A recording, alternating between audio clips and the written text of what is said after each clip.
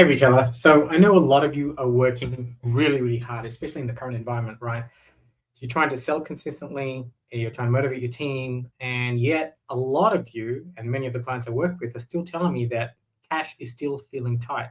And it's not just you retailers, it's a lot of businesses out there in the marketplace that don't actually have a system, can still feel very tight in their cash. And the problem is not always sales. Sometimes the problem is just stock sitting there looking innocent, but acting like dead weight in your store. And so that's what we're going to run through today is how to manage your inventory and how to turn your inventory into cash, right? So many of us, we have, what we call dead weight in our stores. And a big reason for that dead weight is basically we've over ordered in our inventory. We've made decisions based on our heart and not necessarily our gut. And we tend to order stock without really having any system of ordering stock. But dead weight essentially is the big reason why that you've got this hole in terms of your cash. And stock that looks fine on the shelf but is quietly trapping cash. I want you to think of your dead stock within your store like carrying a backpack full of bricks, right? You're still moving, you're still making sales, people are still coming into your store, but every step that you're trying to make is harder than it needs to be because you're dragging weight that isn't helping you. This is a really big thing that happens to a lot of retailers. And so, you end up being really busy. So you feel like you're really busy, but you don't end up being financially strong. And being busy and financially strong is not the same thing. So a store can look really, really active, really full shelves, team working, sales happening, and still cash can be tight. Activity can hide weakness. And it's like revving the engine while the handbrake is still on, right? You make a lot of noise, you make a lot of movement, there's a lot of effort, but there's no clean forward progress. And one of the biggest handbrakes in retail is inventory that isn't turning over. And when I work with a lot of my retailers, it's something that we need to explain very, very quickly is that inventory equals cash. And this is the mindset shift that not a lot of retailers have that I have to help them make, because inventory is not just product, it's cash in another form, right? The minute cash gets turned into stock, the money has a job to do. I'll say it again. The minute that you use your own cash to buy stock, right? It's turned into stock. That's money that you've invested that's sitting on your shelf, and it has a job to do. It has to turn over. It has to give you a return. And so if the stock moves, amazing. If it doesn't, your cash is trapped. So think of inventory like money that's been frozen into boxes. When the right stock moves, the ice melts and the cash just flows. And when it just sits there, the money stays frozen on the shelf. So when I say dead stock, what I really mean is frozen cash. And obviously, every store is different. Typically, what I see with the retailers that I work with is that there's somewhere around 15 to 25% of inventory that is basically dead weight, not always technically unsellable, but moving too slowly, too weakly, or not at all. And that's enough to put real pressure on cash within your store. So it's like having 1/4 of your team turn up every day, but to do no real work. You're still carrying the cost, but you're not getting the output. And for a lot of stores, this is so important that we get this part right, because otherwise everything kind of just, it may look fine, visually you may have a really good looking store, but dead stock can be sneaky, right? It doesn't look like a crisis. Your shelves are full. It looks like you've got plenty of stock, but in the bank account, it looks like pressure, stress around bills, unable to pay your wages, unable to reorder more stock. You've really got no breathing room, no money to pay yourself when it comes down to it, right? Suppliers, etc.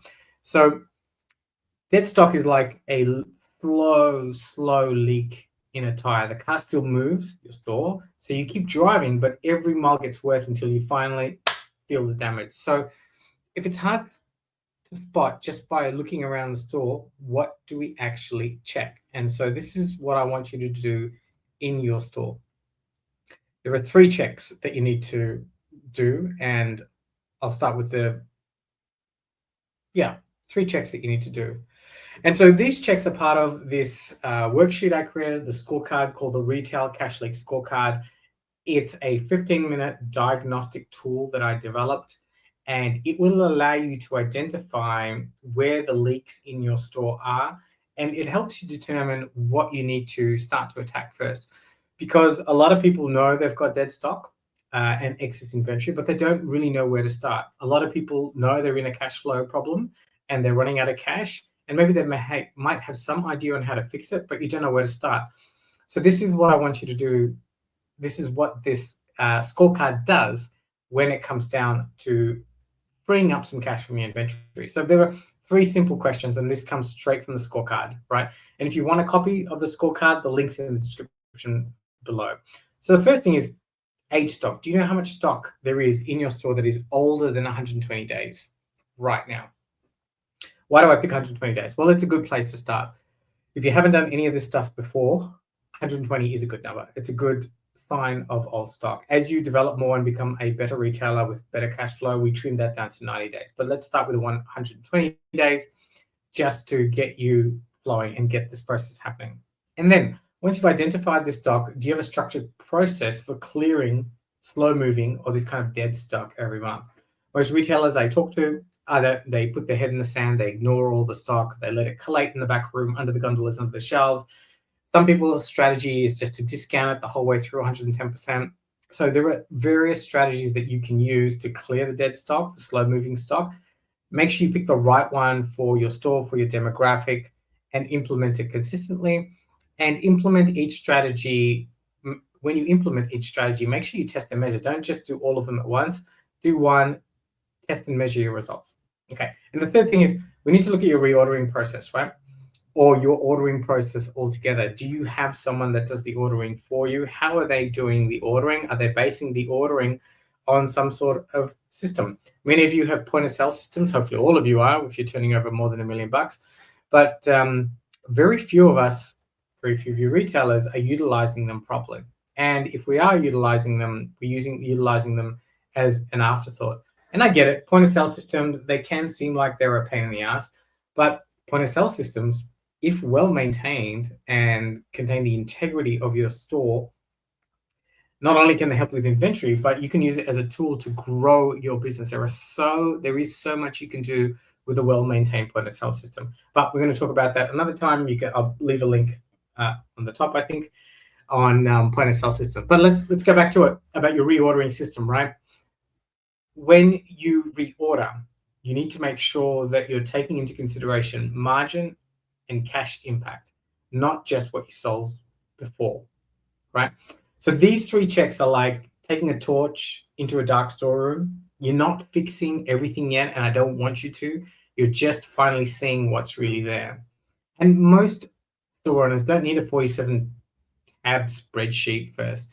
They just need honest visibility, and they need to start looking at what's under their nose.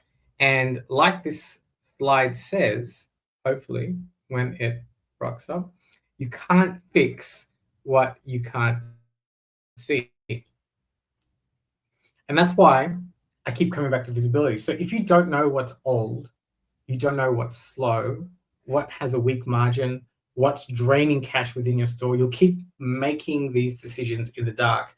And when you make decisions in the dark, you default to habit. And habit is expensive. So running a retail business without visibility is like flying a plane with half the dashboard switched off, right? You might stay in the air for a while, but you're operating blind on the numbers that matter the most. So let me make this really, real simple with a simple example when my computer loads up. So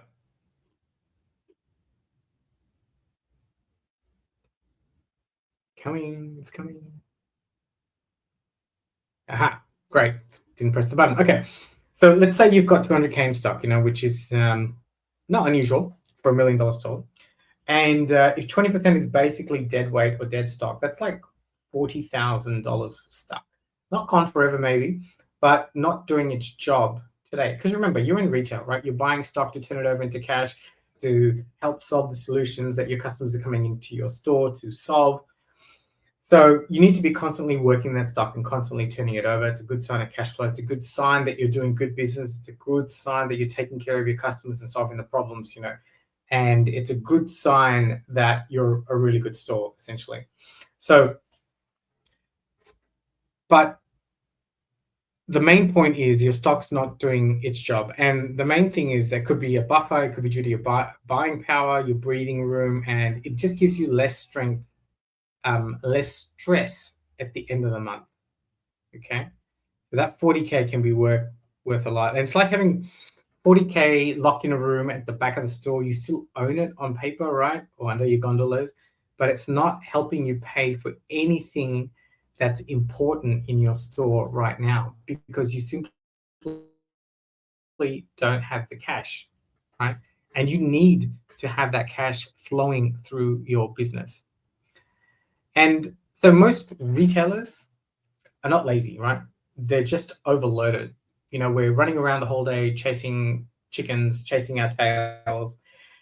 People haven't rocked up to work. They haven't, you got to do the roster. If you're a smaller store, overlook the ordering as well.